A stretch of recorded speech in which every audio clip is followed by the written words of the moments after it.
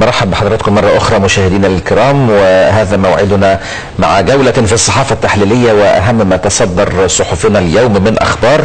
24 من أكتوبر 2016 يسعدني أن أرحب بضيفي العزيز الأستاذ محمد يوسف العزيزي، الكاتب الصحفي بجريدة الجمهورية. برحب بك يا فندم. صباح الخير. اهلا يا استاذ جورج، صباح الخير. صباح الخير على المشاهدين جميعا. اهلا وسهلا يا فندم.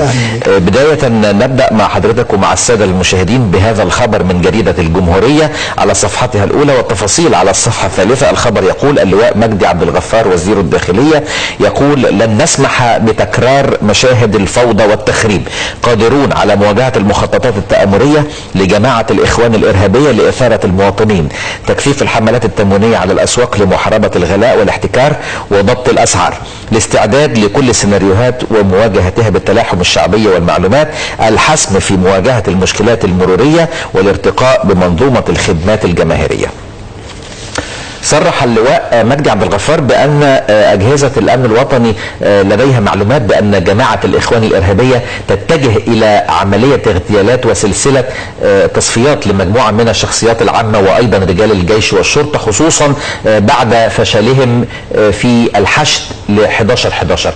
تعليق سيادتك على ما نراه من اغتيال لسيادة العميد عادل الرجائي وأيضا الرد المواجه من قبل وزارة الداخلية؟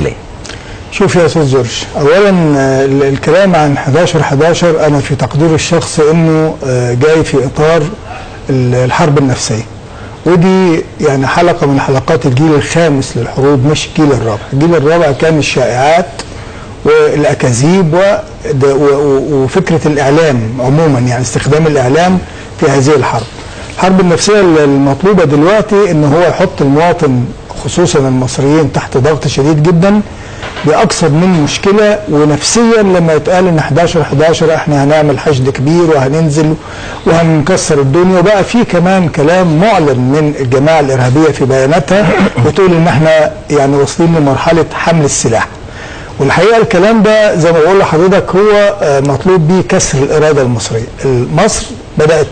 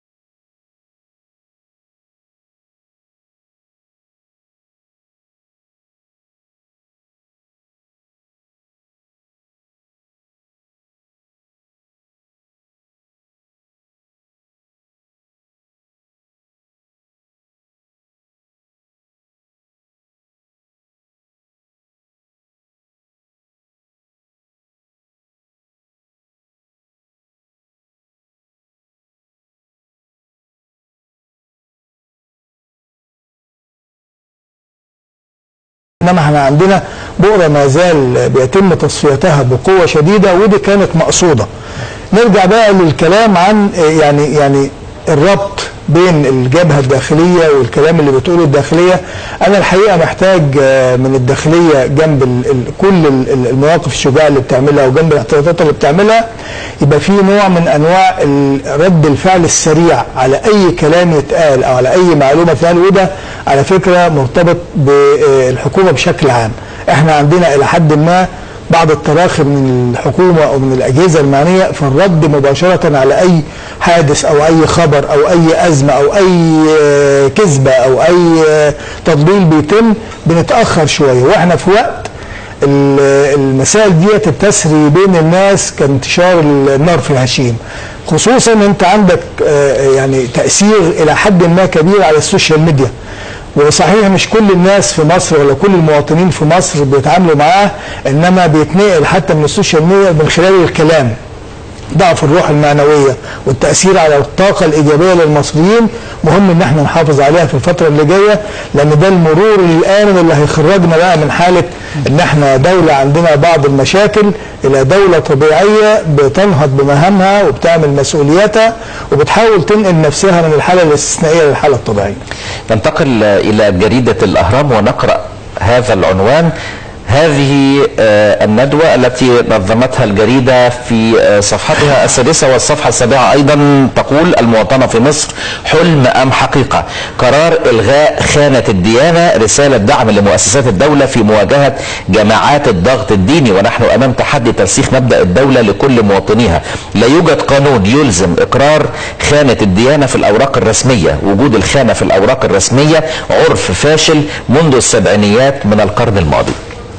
بالتأكيد هذا الخبر أستاذ محمد العزيزي مرتبط بقرار الدكتور جابر نصار رئيس جامعة القاهرة وما واجهه من تحديات ومقاومات من قبل بعض الجامعات يعني ذات الفكر المتطرف أحيانا، وخصوصا ياسر برهامي وما ذكره في مواجهة الدكتور جابر نصار. شوف، لا أنا هاخد طبعا كلام حضرتك مظبوط. طبعا التيار السلفي معروف في الترهات اللي بيقعد يقولها على طول، وياسر برهامي راجل يعني انا مش فاهم ليه بيتكلم في السياسه كتير انه ملوش علاقه بالقصه دي على الاطلاق. انما خلينا نروح للاهم بقى. طبعا هو قرار شجاع بدون شك، قرار مهم جدا وخطوه جيده خدها الدكتور جابر نصار، وفي كل اوراقها الرسميه تشيل الكلام ده. احنا بنتكلم عن مواطنه وبنتكلم عن دستور بيحترم المواطنه وبيقدرها، وانا في تقديري ان المواطنه الحقيقيه هي المفتاح السحري لحل كل المشاكل الموجوده في مصر، خصوصا الفتن الطائفيه اللي البعض بيحاولوا يزكيها كل فتره والتانيه. انما المشكله كمان مش ياسر برهامي ولا التيار السلفي، طب ده موقفهم ان هم ضد اي حاجه وحاله التعصب والكلام ده كله. طب لو يبقى وزير التعليم العالي مش موافق على الكلام ده وبيقول ان ده هيعمل ازمه، يبقى الموقف ايه؟ لما تبقى الحكومه والرئيس قال ان احنا عايزين نعمل ثوره في تصحيح الخطاب الديني، والكلام ده جزء من هذه الثوره المطلوبه، عشان انا عندي شهاده الميلاد مكتوب فيها مسلم ومسيحي، ايه علاقه شهاده التخرج ولا علاقه اي معامله يتحط فيها الديانه؟ الديانه ديت بينه وبين ربنا، وبطاقه الرقم القومي يعني وبطاقه الرقم دي موجود، الديانه دي بينه وبين ربنا. ايه علاقتك انت تعرف اذا كنت انا مسلم ولا مسيحي وانت بتتعامل معايا؟ الا اذا كان في ذهنك شيء انت عايز تعمل بيه تمييز. انما في كل دول العالم ما فيش الكلام ده. انا بعتقد ان ديت خطوه محترمه جدا، واتمنى ان الدوله في اطار ان احنا عندنا دستور بيتكلم عن المواطنه انها تطبق وتنتهي هذه القصه عشان نبقى كلنا مصريين. ما فيش حاجه اسمها مسلم ومسيحي، الدين لله والوطن للجميع، ولازم احنا نفهم كده كويس قوي، ونفهم ان العلاقه الطيبه بين كل طوائف الامه، مسلم مسيحي يهودي اي حد، هي اللي بتعدل المجتمع وتنقله من حاله الاضطراب وارتباك الى حاله الامان. ننتقل مع حضرتك ومع الساده المشاهدين الى جريده الشروق، نقرا هذا الخبر على صفحتها الخامسه: 33 أتوبيس تحمل الشباب إلى شرم الشيخ للمشاركة في لقاء الرئيس عبد الفتاح السيسي خلال المؤتمر الوطني الأول للشباب، والمقرر عقده غدا الثلاثاء تحت شعار ابدع انطلق. يستمر 3 أيام برعاية رئيس الجمهورية. الرئيس يشارك في ماراثون ويطلق جائزة الإبداع السنوي. كيف تقرأ مشاركة الرئيس في هذا المؤتمر الكبير الذي يعقد في مدينة شرم الشيخ وأهمية الشباب، وخصوصا عندما اجتمع فخامة الرئيس بسيادتك وكثير من العاملين في الصحف القومية منذ أيام، كان المحور الأهم والشغل الشاغل لفخامة الرئيس هو الشباب. صحيح. شوف انت عارف في يناير اطلق الرئيس عام 2016 عام الشباب. المؤتمر جاي في تقريبا في نهاية العام عشان فكرة الحصاد. احنا في اشياء كثيرة جدا تمت خلال الفترة ديت يمكن الاعلام يعني ابرزهاش بالشكل الكافي، والحقيقة ده برضو يعني انا شايف ان هو تقصير من الاعلام بشكل عام. احنا عندنا اشياء مهمة جدا في هذا الوطن، عندنا مشروعات بتتعمل، وعندنا مصانع بتتعمل، وعندنا انفاق بتتعمل، وعندنا اراضي زراعيه بيتم، عندنا كل الكلام ده اللي بيبعث على الامل وبيحقق حاله للمصريين ان بكره افضل، ومع ذلك الاعلام بيغيب عنها بشكل يعني بيجي في المناسبات ويتكلم عنها، انما على مدار العام انا رايي ان الاعلام لازم يركز على الكلام ده ويروح عشان حتى على الاقل يدي هذه الروح العاليه. مؤتمر عام الشباب ده الرئيس اطلقه في يناير املا في فكره تمكين الشباب، وده حصل مع وجود شباب نسبه كبيره في البرلمان. انما المؤتمر بشكل عام مؤتمر ضخم وعمل ضخم، ولاول مره الدوله بمؤسساتها هتتحاور مع الشباب. الدولة بمؤسساتها تستمع للشباب وتسمع رؤاهم. عندنا مؤتمر 3 أيام في 3000 شاب يمثلون كل طوائف الشباب في مصر، أحزاب ومثقفين وشباب جامعات من مختلف الجامعات، يعني عينة ممثلة لكل الشباب الموجودين. عندنا 300 شخصية عامة محترمة ومتخصصة هتبقى مشاركة بالكلمات. عندنا 23 جلسة عامة بتشمل محاور كثيرة جدا اقتصادية وسياسية واجتماعية وثقافية وفنية إلى آخره. عندنا 8 ورش عمل هتاخد برامج متخصصة وهيتم النقاش حواليها. عندنا 9 جلسات عامة هتتكلم عن التعليم، مشكلة التعليم في مصر مشكلة مهمة، وانتخابات المحليات والمشاركة السياسية في البرلمان. عندنا 100 شاب 1000 شاب هيلتقوا مع الدكتور فاروق الباز عشان نسمع منهم ويتحاور معاهم باعتباره عالم مصري كبير. يعني عندنا اشياء كثيره في المؤتمر، انما المهم ان الجلسات هتبقى لاستماع رؤيه الشباب، وخصوصا في التعليم. التعليم ده مهم جدا يا استاذ جورج، لان هو ده القاطره اللي بتجر المجتمع الى الامام وباستمرار. احنا عندنا مشاكل التعليم في مصر عملنا اشياء كثيره سلبيه جدا. ان الاوان ان المشاكل التعليم ورؤيه للتعليم ما تجيش من فوق بس، لان من فوق ده بيبص لها برضه بشكل فيه استعلاء شويه على الطلبه وعلى العاملين وعلى كل الناس. لما تسمع الشباب بقى احنا عايزين التعليم يبقى ازاي؟ عايزين التعليم، منظومه التعليم ديت يا ترى بتقدر تخرج لي في سوق العمل شاب متعلم يقدر يشتغل ولا ما يشتغلش؟ احنا عندنا التعليم اللي بيطلع مخرجاته كلها تتوافق مع المطلوب في الوطن ولا لا؟ عندنا التعليم ومنظومته الفنيه ليه ما حدش بيعمل عنها شغل جيد، خصوصا ان احنا مقبلين على فتره فيها انتاج وفيها استثمار، والعماله الفنيه هتبقى مطلوبه بشكل كبير جدا. فكره صناعه البطل الاولمبي دي مساله بتروج عالميا، وفي الالعاب الفرديه دي صناعه وفيها فلوس. فكره المشاركه السياسيه في البرلمان، التجربه خلال الفصل التشريعي اللي فات ده ايه اللي عمله الشباب فيها، استفادوا ايه، خصوصا لنسبه كبيره منهم داخله لاول مره.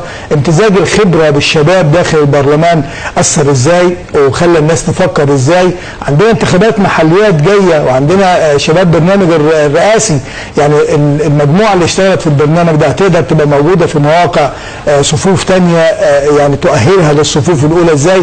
الحقيقه ده كلام مهم جدا، ولاول مره زي ما بقول لحضرتك الدوله ومؤسساتها هتستمع للشباب، وده شيء ايجابي. اذا لن يكون هذا المؤتمر هو حصاد وحصيله وثمار عام الشباب فقط، انما سيناقش كيف نبني على هذا المؤتمر، ما هو مستقبل الشباب ورؤيه الدوله ومؤسساتها للشباب في المستقبل. بالظبط. وخلينا كمان نقول ان الشباب فكره يعني الشباب نحرر المصطلح شويه، لان الشباب مش هو بس اللي قاعد يصرخ وقاعد يقول ان انا مش ورايا شغل ومش لاقي شغل والكلام ده. هنشوف نماذج الشباب بتشتغل وعندها رؤيه وعندها حاله من حالات الابداع، حتى كلام ابدع وانطلق ده شيء مهم جدا، ومعناها ان الدوله هتبقى شريكه في كل رؤيه الشباب وكل افكارها انها تطورها وتحطهم على الطريق الصحيح. ننتقل مع سيادتك إلى جريدة الجمهورية مرة أخرى، نقرأ هذا الخبر على الصفحة الخامسة: انطلاق فعاليات مؤتمر جنيف البرلماني الدولي بمشاركة مصرية رفيعة. الدكتور علي عبد العال رئيس مجلس النواب يقول تنسيق عربي إفريقي لدعم قضايا المنطقة وحل النزاعات. والدكتور أحمد سعيد رئيس لجنة العلاقات الخارجية بالبرلمان يقول لقاءات مع الوفود الأوروبية والدوما الروسي لعودة السياحة إلى مصر. شوف ده كلام مهم جدا، وخلينا ارجع بس لفكره المؤتمر البرلماني اللي اتعقد في شرم الشيخ. في ناس طلعت احتفال بمرور 150 سنه على بدايه الحياه البرلمانيه في مصر. وكان موجود كمان البرلمان الافريقي بيعمل جلساته مع البرلمان العربي، ودعينا وفود من ضمنها وفد ممثل للاتحاد البرلماني الدولي. البرلمان الافريقي ايضا عقد اولى جلساته في شرم الشيخ طبعا، وكانت المناسبه ان طالما البرلمان الافريقي موجود والبرلمان العربي فنعمل الاحتفاليه اللي تقدم ميعادها عشان تبقى يعني التكلفه الى حد ما اقل والوقت يبقى مناسب. المؤتمر جنيف البرلمان الدولي ده مهم جدا لسبب الصوره. كان من فترة قريبة يمكن من كام شهر كان البرلمان الأوروبي والبرلمان الدولي واخد بعض المواقف إلى حد ما نتيجة تأثير بعض العناصر والشخصيات من التنظيم الدولي عليهم. المرة دي في تغير واضح جدا. البرلمان الموازي اللي عملاه الجماعه الارهابيه في تم رفض حضوره في البرلمان الدولي، طلب انه يشارك فترد عليه ان انت غير شرعي اساسا. ودي على فكره صفحه قويه وشديده جدا، ونتيجه ان كان هو كان بيشارك قبل كده يا استاذ محمد؟ لا ما بيشاركش قبل كده، انما هو عامل بروباجندا عاليه جدا وكان بيطمح انه يشارك. هو في بعض منهم بيروحوا يحضروا بعض الاشخاص، انما المشاركه ده معناها اعتراف ببرلمان موازي موجود في دوله في تركيا، ورفضه ده صفحه انا بعتبر انه صفحه على وجه البرلمان ده، ويبطلوا بقى ويسيبوا القصه دي يخلصوا ده. الحاجه الثانيه ان احنا بقينا عندنا شكل، بقينا عندنا منظمات شعبيه مهمة جدا في العالم وفي أوروبا بتنظر إلى مصر نظرة مختلفة عن من سنة، وده تطور أنا بعتقد أنه تطور مهم جدا ويجب البناء عليه باستمرار لرفع كفاءة كمان البرلمانيين المصريين والاحتجاج. وفي نسبة كبيرة على فكرة من الشباب من البرلمان بتاعنا موجودين هناك، وده شيء جيد بيكسبهم خبرة وبيخليهم يفهموا العالم كيف يفكر وكيف احنا نقدم نفسنا بصورة أفضل للعالم. رأي حضرتك لماذا رفض البرلمان الدولي حضور برلمان الإخوان الموازي لاجتماعات جنيف؟ ما هو التغير الذي طرأ على البرلمان الدولي؟ شوف التغير طرأ لأن البرلمان الدولي كان له ممثلين هنا في الاحتفالية، شافوا الصورة عن قرب وقالوا كلام مهم جدا، وسمعوا من البرلمانيين المصريين وسمعوا من مصر وعرفوا احنا عملنا ايه وخريطة الطريق تمت ازاي، وحالة البناء اللي موجودة فيها مصر، وحالة حزمة التشريعات اللي هتغير الحياة الى حد كبير داخل مصر. ديت مسألة قناعات. فكرة السماع باستمرار وان انت بتسمع من وجهة نظر واحدة كانت الجماعة الارهابية شاطرة فيها قوي على فكرة في اوروبا في الاعلام وبعض هذه التنظيمات او المؤتمرات. المرة دي بعد ما حضروا وكانوا موجودين اعتقد ان ده رد فعل اولي او مباشر على وجودهم هنا في احتفالات 150 سنة على البرلمان المصري. نختتم مع حضرتك هذه الجولة من جريدة الوفد، نقرأ هذا العنوان من الصفحة الثالثة: سقوط 29 قتيلا باشتباكات في حلب فور انتهاء الهدنة بسوريا. رأي حضرتك في الهدنة التي يعني تأتي بين الحين والآخر، هل هذه فقط لدخول المساعدات الإنسانية والسماح للعالقين بالمرور يعني عبر المدن التي يتم فيها هذه الاشتباكات، أم أنها مجرد مسكن، أم أنها لعبة يقوم عليها القوى العظمى بين الولايات المتحدة وروسيا؟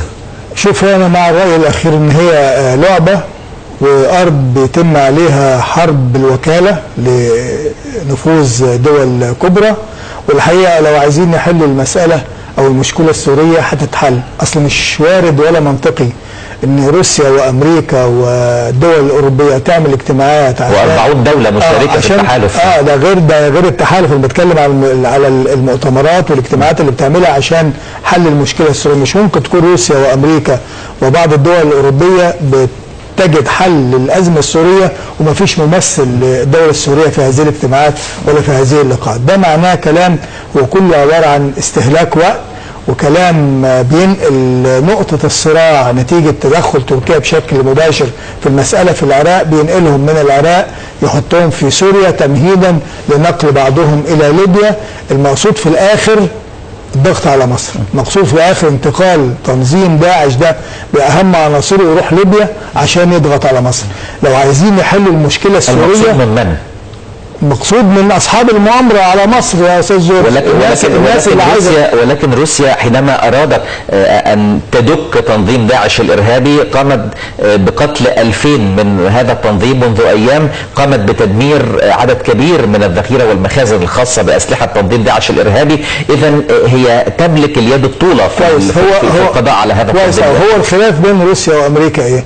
ان روسيا عايزه تنهي على تنظيم داعش وعلى كل التيارات المسلحه الارهابيه. امريكا بتعتبر كل هؤلاء المسلحين والارهابيين معارضه معتدله. في الوقت اللي بتدعمهم بالسلاح، بالظبط كده، بتدعمهم بالسلاح وباحدث الاسلحه المتطوره بتجيلهم عبر تركيا وعبر منافذ اخرى. هي المشكله بين روسيا وامريكا ان روسيا عانت، انت عارف ان الارهاب قد ايه، وعانت من مشاكل كانت موجوده في الشيشان، وعانت من تيار الاسلام السياسي كثيرا جدا، وما زال بتهددها وبتهدد حدودها عمليات ارهابيه كثيره جدا. ولكن حينما ارادت ان تقضي ايضا على الارهاب في الشيشان قامت بالقضاء عليه تماما. طبعا ليه؟ لان في اراده وفي مسألة مرتبطة بحدودك أو أمنك القومي. احنا بنعمل كده دلوقتي، بس هي المسألة إن سوريا بالنسبة لنا هي الإقليم الشمالي بتاعنا، وهي أساس أمن المصري القومي. ده مهم جدا ان احنا، ولذلك موقفنا بيختلف عن موقف السعودية وموقف دول الخليج وموقف كل الدول الأخرى في فكرة أن التراب السوري لازم يكون موحد، وأن اللي يحدد مصير رئيس سوريا هو شعبه مش حد تاني، وأن لازم يبقى في فرق واضح بين المعارضة وبين التيارات المسلحة والإرهابية اللي عايزة تقسم هذا الوطن. أشياء كثيرة بيتم الصراع حواليها، والعالم بيستفيد في الآخر لأنه بيبيع سلاح وياخد أموال وياخد ثروات وعايز يخلص فاتورة كل حاجة موجودة في الخليج. ده واضح طبعا. بشكرك شكرا جزيلا الاستاذ محمد يوسف العزيزي الكاتب الصحفي بجريده الجمهوريه، شرفتني يا فندم. شكرا جزيلا. مشاهدينا الكرام، نذهب الى استوديو الاخبار وزميلتي العزيزه قصواء الخلالي ومترجم لغه الاشاره رأفت حلمي، ونعود ونستكمل لقاءاتنا في الاستوديو مع هبه ماهر واميمه تمام.